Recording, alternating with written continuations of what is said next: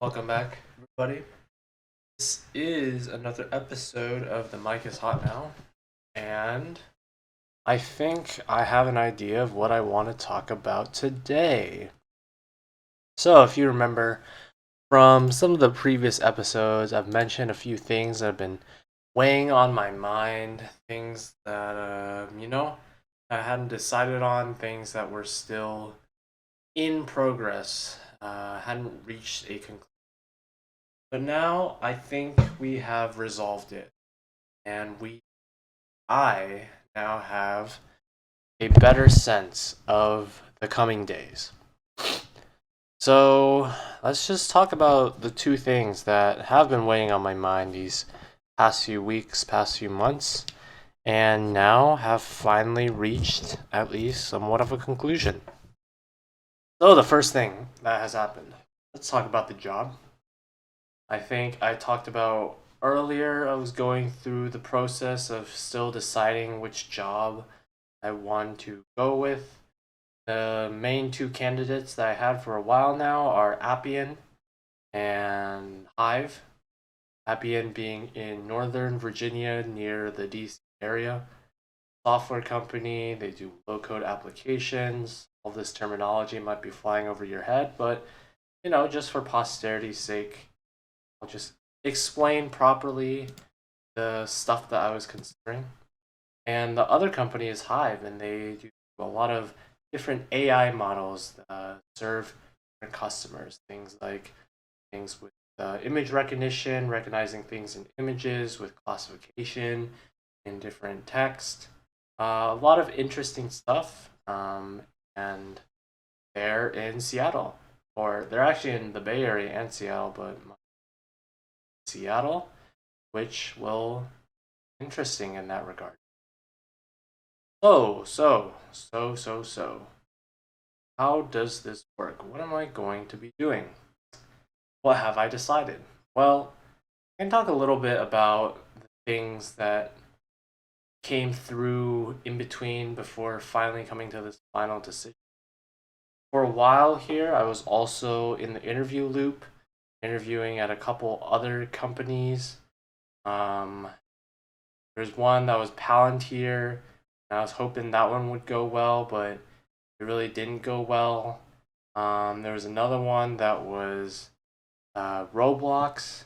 This one is kind of sad, and I feel like I'll spend a little time talking about it because in these times, I think it's good to be optimistic and it's good to think that you do well on things, but you should never oversell your own expectations. Never think you have something until you actually have it. I think that's a lesson that keeps being reinforced in interviews, right? So the reason I say that is recently I was interviewing with Roblox, and I did their like online assessment a couple while ago, and then basically I got the invitation to on-site new grad like interview, to talk with some of the engineers, do technical interview, and then do some well. And the big shame that happened was during these interviews, it really felt good. I felt like both of the technical interviews that I did with them went really, really well. Like I felt like I did as well as I could have, as anybody could have. It just felt very solid. The first one, like I did two of them. The second one, literally, I can't think of a reason why that would be bad. In the first one, maybe I could have like written some stuff cleaner, some stuff faster, but overall I think I still did a good job. I like got the answer, I did his follow-up. I also explained a lot of my process, did testing. I feel like I showed off my complete skill set. And I felt like I developed a good rapport with both people. And then for the behavioral interviews, the thing that really made me think that I had it clinched was I had two behavior interviews. First one was all right, but it didn't feel bad at all. Like hard to sometimes judge behavioral interviews. As long as you like answer the questions, oftentimes you feel like, yeah, I feel like I did well. But the second one, like it felt good. It felt like I had developed a connection and some good rapport with the person that I was talking with. and we like come to an understanding. The questions he asked and the answers I give seemed like they all made sense. Seems like he understood my answers, and I thought everything was good since we just developed like seemingly a pretty good rapport and just relationship in talking with each other. So that's why if 3 out of 4 of the things went like stellar and I thought was really good, I thought for sure I had it in the bag. But, you know, I got the response and it didn't happen. And, there's a couple reasons I'm thinking like the only logical one is like perhaps the third interviewer, the one of the two of the behavioral ones really didn't like me and the way we talked. So I didn't get that vibe when we were talking, but perhaps that really was what happened and didn't pick up on that during the. It's unfortunate. The other thing was I guess you could say, insistent, or I nagged like my recruiter contact a lot about getting a result on time. But the thing was, I feel like even in hindsight, I still would have done the same thing because, first of all, if they really use that fact to as a negative for denying me the offer, then that is just kind of bullshit, and I think that would have just soured my experience of the company as a whole anyway. Um, if that was what happened, but I have no reason to suspect that is what would happen because that just seems very petty, and hopefully at such a large company like that, these kinds of processes aren't heavily influenced by one person who wants to be petty. And honestly, I don't even know if she was petty. I really only sent like 2 emails. It wasn't that much of an insistence on getting a response. So only logical explanation then is that third interview really just screwed me up, or I misjudged the other behavioral interview, which is a shame because Roblox would have been probably the best offer that I had in terms of money, location wise, probably because it's in San Francisco. Knowing people there that are also going to be at Roblox that I already know have like accepted offers, and yeah, money, growth opportunities, just a lot of things that were set out well for Roblox. But in the end, you have to take what is given to you. What was given to me is a rejection. I move on from that now. Missed opportunity, but that's it. It's all it's gonna be is a missed opportunity. And I'm sure come 5 years I'll listen back to this and it'll be like, ah yeah, but I still turned out all right, and I think it would.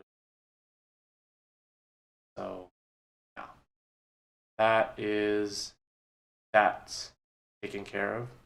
So because there's no Roblox, I was still stuck on my original 2 offers that I had, Appian and Hive. And in this sort of climate today, 11/17, November 17th of 2022, when the tech industry is not very healthy right now, lots of companies doing layoffs because of the incoming or current recession that the United States economy is in. Lots of people laying off and not a lot of people hiring. So, with all that context in mind, it's actually quite kind of a miracle, especially after talking with some of the other people who are going through this same like application process that I am. It really is kind of a miracle right now that I even managed to get a job. So you have to take what is given to you, and what is given to me is a job, and I will greatly appreciate that because no matter how much clout or inner embarrassment or sadness I feel that I might not get a good enough company, at the end of the day, these are companies, and all of that is societal external pressures that right? Not the value and worth of a company is really not determined just from how other people perceive it.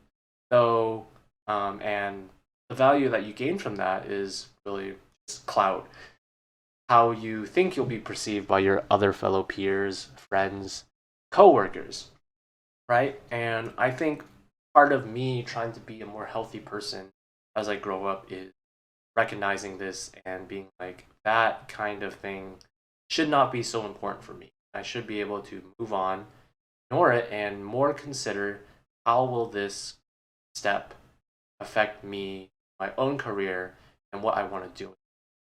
Not let the idea of clout or thinking what other people will view me as heavily affect how I live my life, right? And that's what I'm trying to work on. And I think I've gotten better and better at that. I always felt like I was being judged or I had to do something um, just for the sake of clout for how other people would view me. And I think I'm just getting better and better at that. So, yeah. But in that case, let's get to all these ramblings that I've had. Let's get to the final point. What am I doing? What have I decided between companies? Drum roll, please. I think the mic can pick that up. I'm drum rolling. Okay. If you chose Hive, you were correct. And I think that is my final decision. I am going to go to Hive AI in Seattle. And it was a tough decision, really. Like over this past month, because I've had this offer for basically a month now, just deciding over and over again, thinking about what's good, what's bad about each of them. Just been going back and forth because it's hard to understand a lot of the ways that make it easier for you to decide what you're going to do in life is you have to have a good understanding of your life goals, right? What you're looking for, what you want to do, and what you want to get out of whatever you're choosing between. And the thing is, my life goals, I have an idea of them, but it's still not very concrete. And like the in betweens of the life goal, um, it's also not very concrete. And I'll say that I think I do have life goals, but perhaps career goals, that is something that is definitely lacking and not very concrete for me. So life goal wise, I mean, I do know I want to be a teacher at some point. I know there's like specific skills I want to learn, some specific experiences that I want to do, and some specific projects that I want to accomplish, things that I know I want to do, right? Career wise, I haven't really thought that much because I really like to focus on my personal goals that are separate from the career because I feel like those are more fulfilling. So with that mindset, I haven't really thought much about like actually my career, right? And what I'm aiming towards. Which means since I'm choosing between two jobs right now, which is directly related with the career, it made it difficult to understand and to think about to really use these goals that I have to actually make a decision because I don't have those career goals yet concretely described. And even now, when I have made a decision, I still haven't concretely thought of what are my final career goals that I want to do. Do I want to be like a manager? How much money do I want to go? Am I aiming for like a specific company?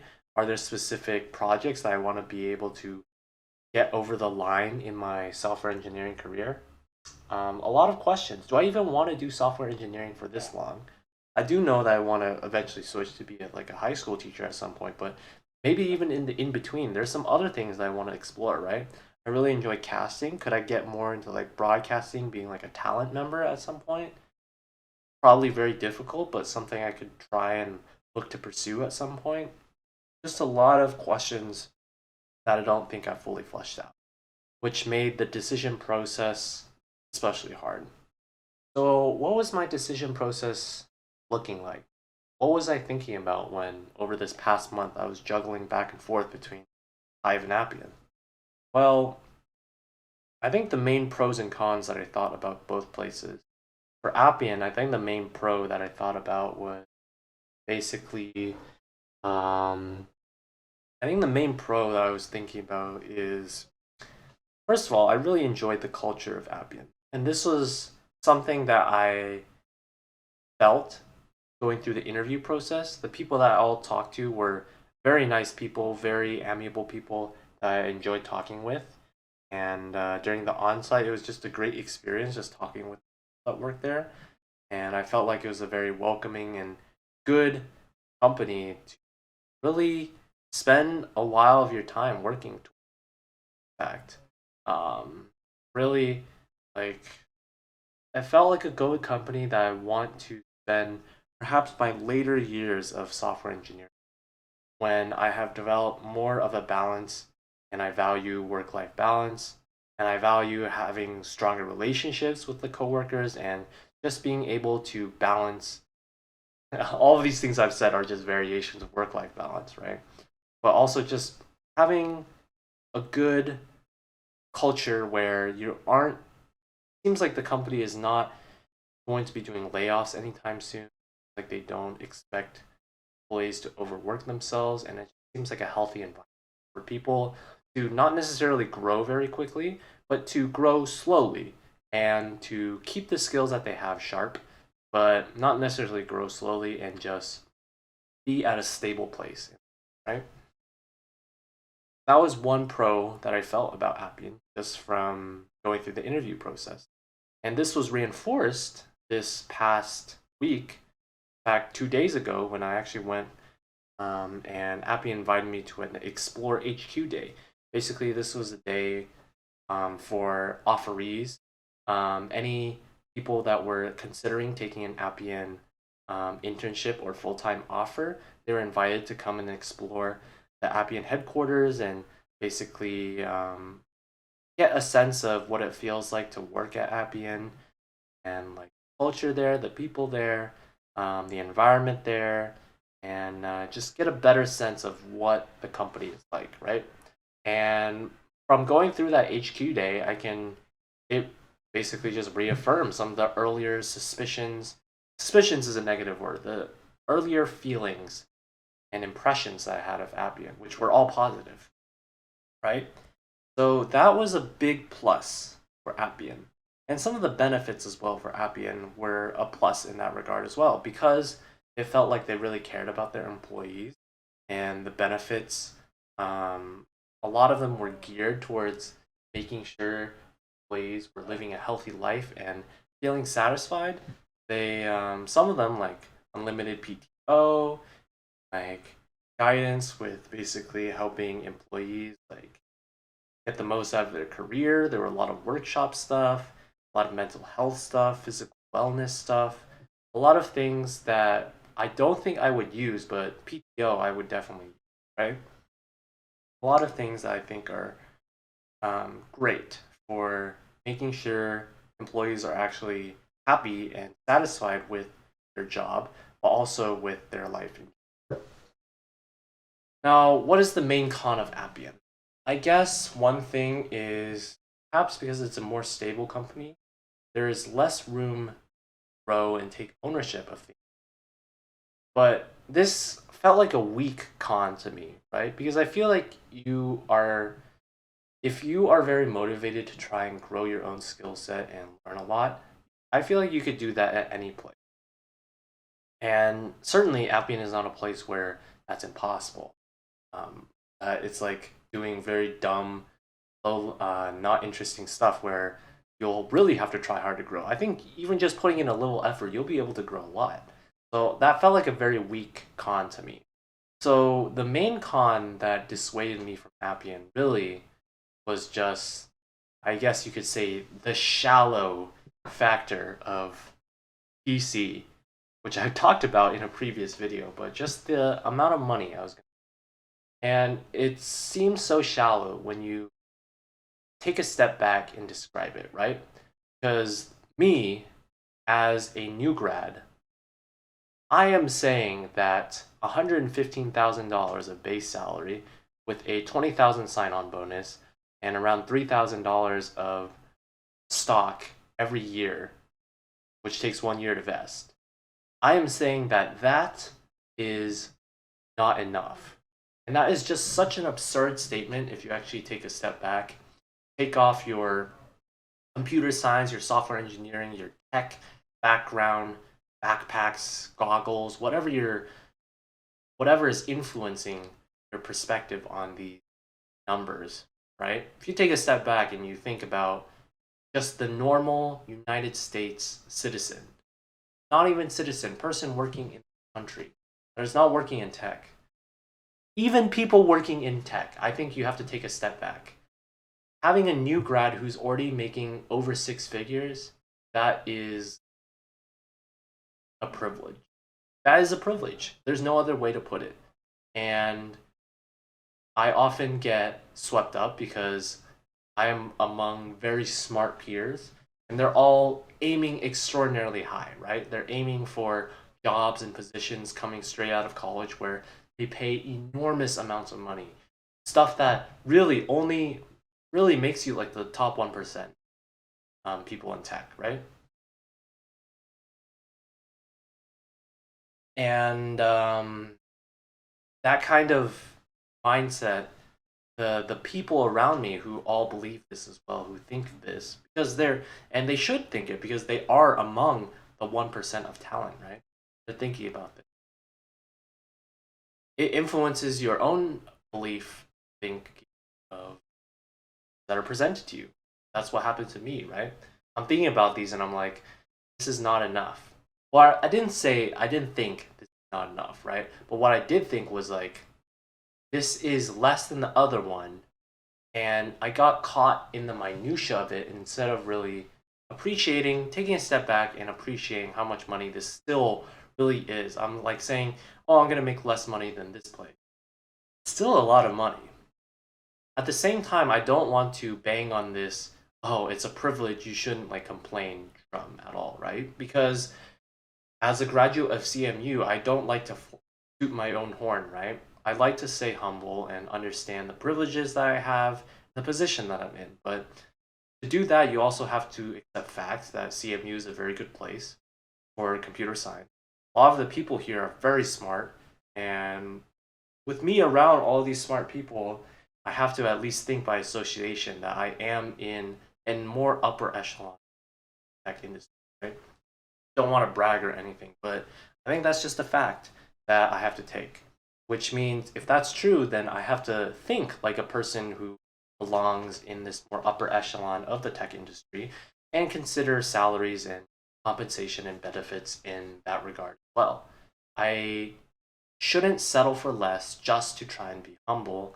I should settle for what I think is worthy and what I will accept. And I shouldn't let this is like what I was saying about letting the perceptions of others influence you, but in the other way. This time it's like where you don't want to seem cocky or anything. Well, maybe you deserve to be cocky if or not cocky, but be confident in your own abilities and your space in the overall tech industry to recognize your own value, right? And that's just something I wanted to mention because it's bad in both extremes. And I think, as always, a middle ground is what is most healthy and is what I try and strive to. So that big aside, Appian, I think I already mentioned, 115,000 base salary. That's a good amount of money. $20,000 sign-on bonus. That's also a big amount of money. And all of those benefits. Those are sizable amounts of money, right? And then the stock plan as well. All sizable amounts of money. However, for Hive, the main pro that Hive has is, as I said, the reason I mentioned the money, the con for Appian, it's a relative con, right? Because of course, if you're taking a step back, this is still a good amount of money. The relative con because Hive pays more, pays $140,000 base, and there's the possible bonus. Both places have bonuses as well, but the bonus would theoretically bump you up to 155,000 as your salary, right? Which is a lot of money. Now, all of those things that I said for Appian, like the sign-on bonus, that's only 1 year. So this is assuming, and one of the things for Appian, right? One of the things I had to do when doing this analysis was like thinking,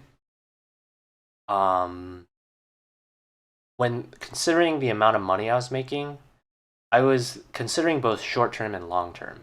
The reason I was considering long term, what I mean by long term is how much money am I going to be missing out on? Or am I going to be making more of if I stay at Hive for like 4 or so years compared to staying at Appian for 4 or so years? The reason why I thought of this longer term instead of just 1 or 2 years, but thinking more like 4, 5, 6 years, is because, especially for Appian, it seemed like a place where I would want to stay for a while. It wouldn't be like a place I'd want to just be at and then bounce right away. Instead, I really like the culture, and companies with good culture, it just makes you feel very comfortable when you're there and not having a large sense of urgency to move and go somewhere else, right? It, in a way, perhaps it makes you complacent, but that's not necessarily a bad thing because as long as you're still growing, it's again not necessarily a bad thing. But that was why I was thinking long term, right? Because I felt like if I actually went to Appian, I would be there long term. So then I'd have to analyze the potential amount of money I would be missing out on, how much that would be over like a longer year period because I'd be staying at Appian for a longer period of time. Now for Hive, right? I would likely be there. I don't know actually for Hive how long I would be there. I would stay. I would think at least 1 year to right. I should actually let's first completely flush out the context, right? For Hive, I said 140,000 base salary. It's a good amount. It's a large amount of money. You have the 10% bonus, which I'm guessing if you just do well as an engineer, there, you'll be eligible for that. And then finally, the last thing. What is it? What is the last thing? Oh yeah, stock options because it is a startup company. So the stock options are actually very good because it's a startup.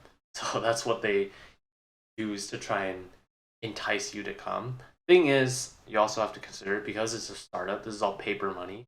And until they actually IPO and go public or somebody buys them out, all those options are gonna kind of be worthless. It's gonna be like you really, really, really like fucking.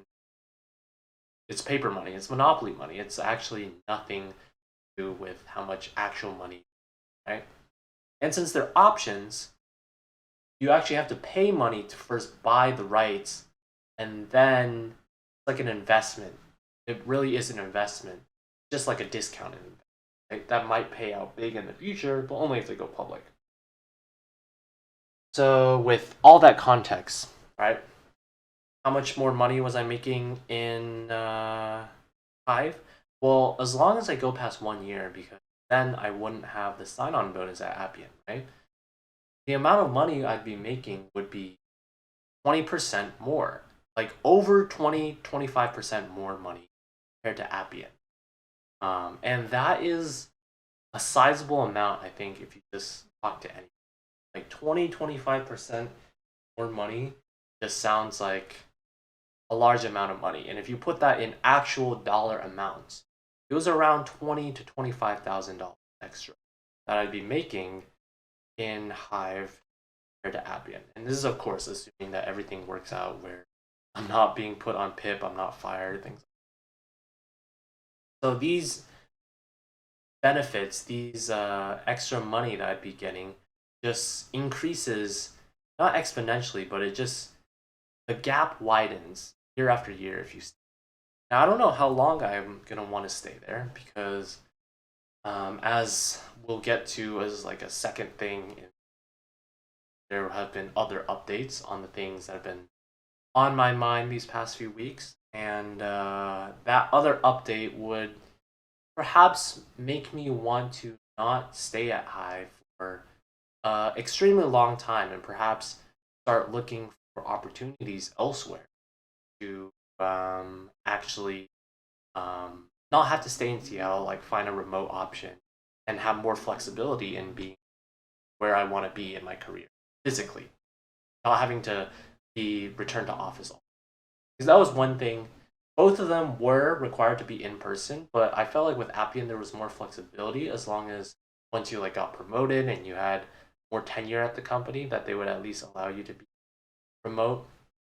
That just didn't seem like well actually I know for sure that was not going to be a thing with Hive because they really stressed return to office, and all the people, all the reviews also really show that the culture there seems very heavy return to office. So in that regard, for flexibility of being able to move around, that would not be good. So the money, that's a pro for Hive. Another pro was the fact that it's a startup. And I feel like it's just something that I want to try at least. Being in a startup environment, a lot of other motivated people that are going to work with me. Seems like a lot of them are quite young as well. So around the same age, people all just working, grinding, and trying to live their lives and help make this company a success because we all wanted to IPOs and then we can all make a bunch of money, right? Stuff like that is things that we want. And that kind of culture, while it's not as comforting, friendly, and stable as it's also a kind of culture that I think interesting to have an experience. And this is the best time to do it when I don't have a lot of obligations, right? I don't have kids. I don't really have to pay off debts. I mean, I do have to pay off debts, but I think the main thing is I don't have kids and I don't have to take a lot of time for them. I don't have to care for my parents either. They have to happen later on in my life. So this would be the perfect time for that. So con, or it's a pro, right? That's the pro part. Con part is work-life balance and being able to see if I'll have enough time to do some of the other non-career, non-work goals and experiences that I want to pursue, right? And in line with that is also the amount of PTO, where it's not unlimited and it's a set 15 days, which is slightly less than well, it's not unheard of, but it's still not the best. 15 days of PTO. And with that in mind, that just means like I'll have to know how to able juggle like managing, um, taking vacation days, and managing the time that I have for myself, right? To make sure that I don't burn out. So things like that is going to be important. And that's a con, right? Not having as much PTO means you'll have less flexibility as you take off. And one of the things that I thought about with less PTO is also you'll have less opportunities to try and take PTO to actually find new opportunities when you're trying to leave this company and go else. Because oftentimes these interviews, they happen during the day. So you want to interview, you're gonna probably have to take a PTO day to like get it so that they happen, so you can finish those interviews during that day, and that kind of stuff. It can just screw you up because if you don't have enough PTO days, then all these interviews that you're doing, you might not be able to fit them all in. So that is also a possible worry that could occur. That we'll have to see how it works, right? Um, and it can be tough. Tough to see. And so as a result, that is a con. Less work-life balance. You might have to grind more, which means I'll have less time for doing things I want to do outside of work, just having free time, hanging out with friends, pursuing personal projects. I might get burnt out more easily because of all the work I'll be doing. But as I said, all of these cons I feel like are balanced out by that single pro in the context that I'm starting out in my career. It means if any time the best time to do this kind of stuff, it is now when I don't have other obligations. If I do it in the future when I have to take care of kids or take care of parents or take care of other people, that will be very unideal. So if I want to try and see how tolerable I am of this experience, now is the time to do it. Which is why I felt like this is, I think, the right choice for me. So with all of that said, basically the reason why I think I'm picking Hive, the startup culture, I think it's something I want to experience. The more pay, I think that's attractive as well. Also, I think I like Seattle. I will like Seattle better than Northern Virginia as well. West Coast just has a lure to it that I like better than the East Coast. So really, if you distill it down to that, it's kind of shallow. It's just pay and startup culture. And I guess you can naively say, or not naively, but selfishly and in an unhealthy way, part of the reason is I feel like Hive has more clout as well because Appian just sounds and seems more boring. You are like sharing with coworkers where you're gonna go. But maybe that's not a bad thing because we are social animals at the end of the day. And it's just as long as it doesn't dominate how we're choosing things, you can just appreciate it as a small plus, as long as it doesn't be the main deciding factor, right? I don't think it's healthy when it's the main deciding factor, but if I can appreciate it as just a small plus, I think it's healthy to do so as well. So with all of that said, that is the decision. Ladies and gentlemen, audience members, you have finally, you all know now that I am going to Hive AI. And that's exciting. And I am very privileged, very happy, very appreciative that I do have this opportunity. I do have a job. Lots of people are still looking for stuff, and it's a difficult time out there. So you always have to sit back and reflect and be like, I'm in a good position in this work right now. Now, maybe this sentiment will change if my offer gets rescinded. I'm really hoping not, fingers crossed.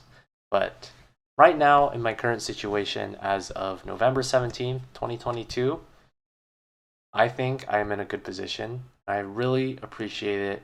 I'm very grateful to be in this wonderful position. And to continue on, talk about the coming days. You had listened to some of my previous podcast episodes, you will know that there has been another thing that was plaguing me and plaguing my mind for these past few weeks, and that is the relationship. Am I going to still be my current girlfriend?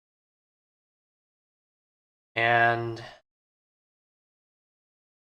yeah, I think when I started this episode or this show, I think the first episode I was talking about that, right? Relationship woes.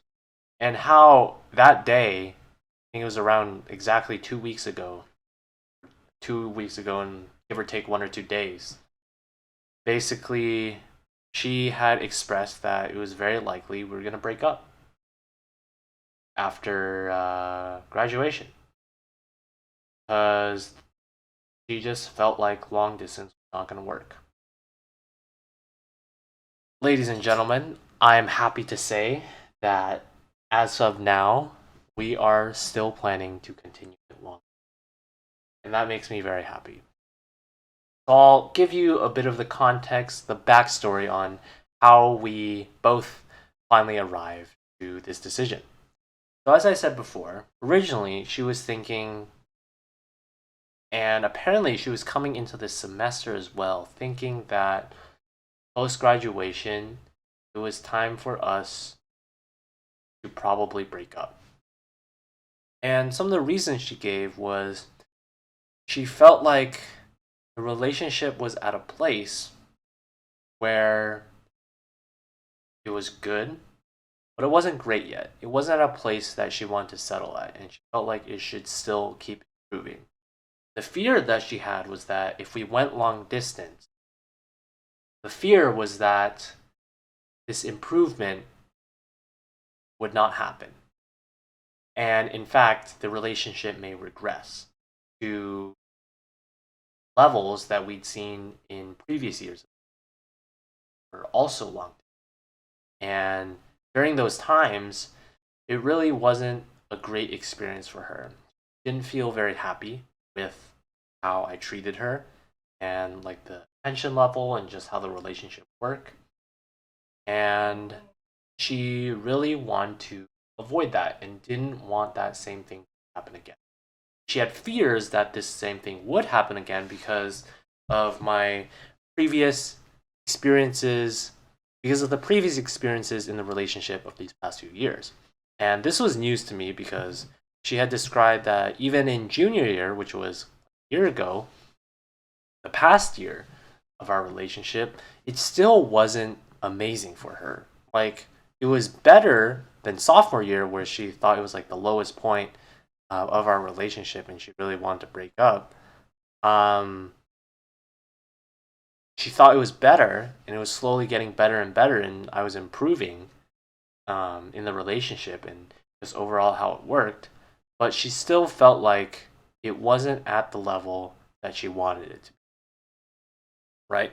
And the level she wanted it to be was, I guess you could say, more intertwined, more attention, and more where it felt like I actually cared about her. Because it seemed like how she felt was a lot of the times during the previous years of the relationship, it just felt like with my behavior, perhaps I really didn't care about her that much. I was too aloof, I was too distant, and not expressing the feelings I had for her. And perhaps I really didn't actually even have that strong of the feelings. If you actually think back and reflect, I think I could say that perhaps that the feelings were definitely not as strong as they are now in senior year. When I think they have developed more as we've grown closer together, we've actually spent more time together, and I thought I would really not like that because of previous experiences where spending a lot of time with a significant other, it just leaves you with less time with other people, right? And pursuing your own things. But I think it's all about a balancing act, and it's about what you're looking for at that time. And I think when I was younger, I was still trying to figure out a lot more about myself and understanding. I still hadn't quite developed, I think, the balance between myself, the time for myself, and the time that I want to allocate for other people. And I think I have a better sense of that now. And I think I also have a better sense of how my actions, my behaviors, and how I seem affect the other people, right? I think earlier on in the relationship, really in sophomore year, she definitely does have a point where it could really seem like I didn't care about her at all. I wasn't paying attention to her as much. I wasn't spending as much time with her. And certain actions were just disrespectful and not nice, right? And I think it's been a growing process, not just for me, but for her as well, because as this is my podcast, I don't want to shit on other people, but she had things that she had to improve, I felt like, as well. Though I will be honest, I feel like it's probably more of my fault throughout than hers, throughout this whole relationship, I guess. But I think part of that is just I have lower expectations, which means I don't really ask and I don't feel affronted as much from other people's behaviors, right? I'm more adaptable and resilient and um resilient, is that the right word? I think durable was kind of what I was going for, where you can like take negative things and it doesn't affect you, right? So there were perhaps things that were annoyances, but I never really thought she had to like change it, right? I just thought my mindset was like, oh, these are parts of her. I'll learn to adapt with it, and it's annoyances, but if it's not annoying to me enough, then eventually I'll grow used to it. Or perhaps I won't, but if it doesn't annoy me enough, then it's definitely not worth bringing up because I should just be able to adapt to it, right? It's just personal traits. And you should not particularly, at least my mindset was, try and change the personal traits that other people have and display. And you should learn to try and just adapt and grow with it. Now, that's, of course, I think, as I've learned, not the healthiest way to do it because if you have to be your own self advocate in a relationship, right? It's not good to try and force the other person in the relationship, significant other, change a bunch of things about themselves. I don't think it's also good to never demand or not demand, but never to ask for changes as well, because you have to advocate for yourself. Things that you think are annoying and should bring them up.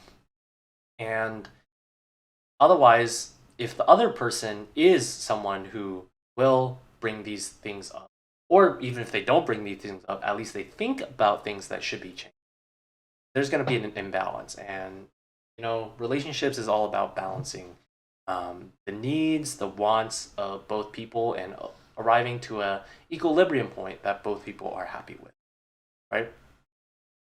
So, all of that said, I think our relationship has developed to a stronger and healthier place where we both are kind of at an equilibrium right now, but she wants to improve it. And I think I have and will be able to find the drive to also improve it and maintain it going into a long distance relationship. I am optimistic about how our long distance relationship will go, and I want to see it succeed because this is someone that I truly love. I really enjoy spending time with them.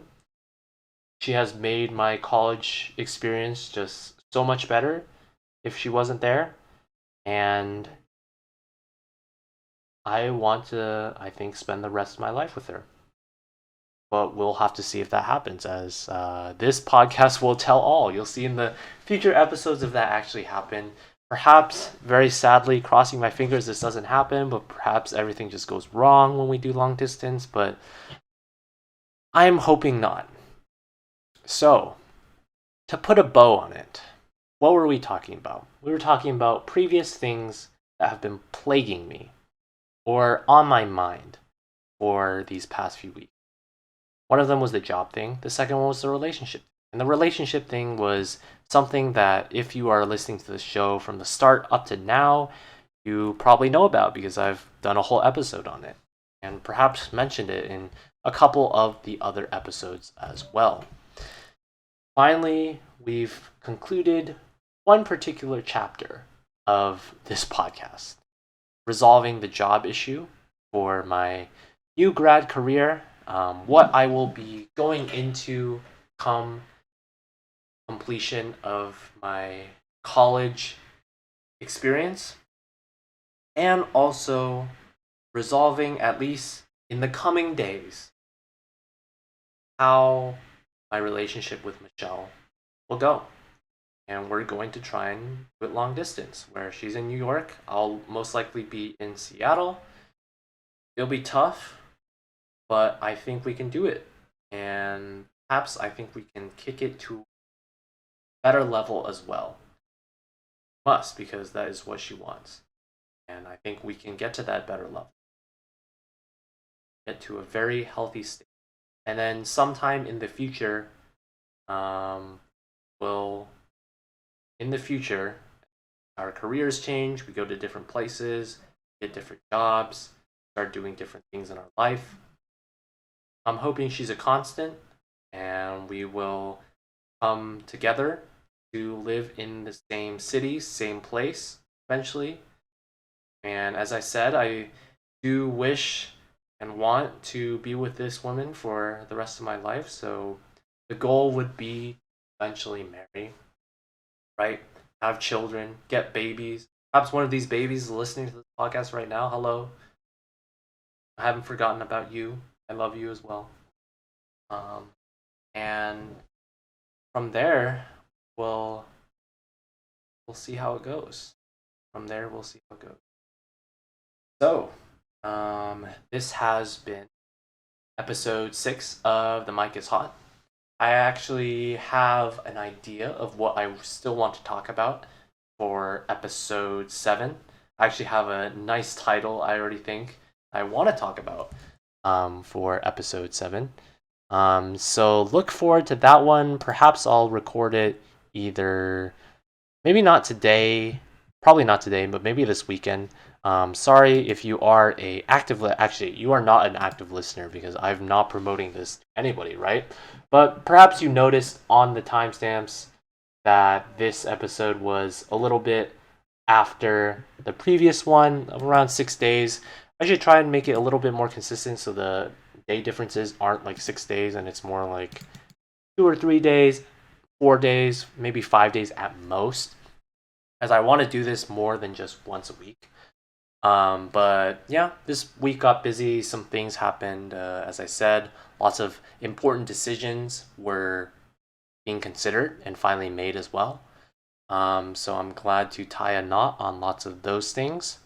And I will look forward to the next episode of The Mic is Hot Now.